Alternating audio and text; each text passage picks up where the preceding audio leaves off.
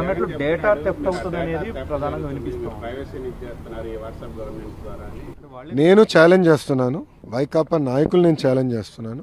ఎక్కడ కానీ data theft అని నిరూపిస్తే నేనే స్వయంగా వాళ్ళకి 10 కోట్ల రూపాయలు నేను కానుకని ఇస్తా. ప్రభుత్వం కాదు, స్వయంగా నేనే చెక్ ఇస్తా. వాళ్ళు తీసుకొచ్చారని మీరు నో వాళ్ళేం తీసుకొచ్చారు స్వామి? జగన్మోహన్ రెడ్డి గారు ఫోనే లేదు కదండి, ఆయన చెప్పాడు కదా అందరు ఫోన్ లేదని. మళ్ళీ వాట్సాప్ గురించి ఆయన మాట్లాడితే ఎట్లా? అది కాదండి, జగన్మోహన్ రెడ్డి గారికి ఫోన్ లేదని ఆయనే చెప్పాడు, ఫోన్ పట్టుకుని తిరగడని ఆయనే చెప్పాడు ఒక ఇంటర్వ్యూలో. టీవీ9 ఉన్నాడు, టీవీ9 ఇంటర్వ్యూలో చెప్పాడు ఆయన. సో ఫోనే లేనాడు పాపం, వాట్సాప్ గురించి ఏం తెలుస్తుంది? వదిలేసేయండి సార్ ఆయన. ఎందుకు?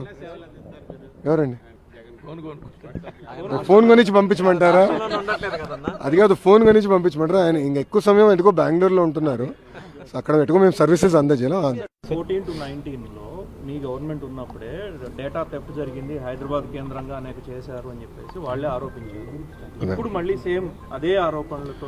అవునండి, మళ్ళీ అధికారంలో ఉన్న 5 సంవత్సరాలు ఎందుకు నిరూపించలేకపోయారు? అధికారంలో వాళ్ళు ఉండే పనిహిమాల కేసులను పెట్టారు. చంద్రబాబు నాయుడు గారిని 53 రోజులు జ్యుడిషియల్ రిమాండ్కి దొంగ కేసు మీద పంపించారు. మళ్ళీ డేటా థెఫ్ట్ గా ఆనాడు నేను ఐటీ శాఖ మంత్రిగా చేస్తుంటే నిరూపించి ఉండాలి కదా, ఊరుకున్నారా?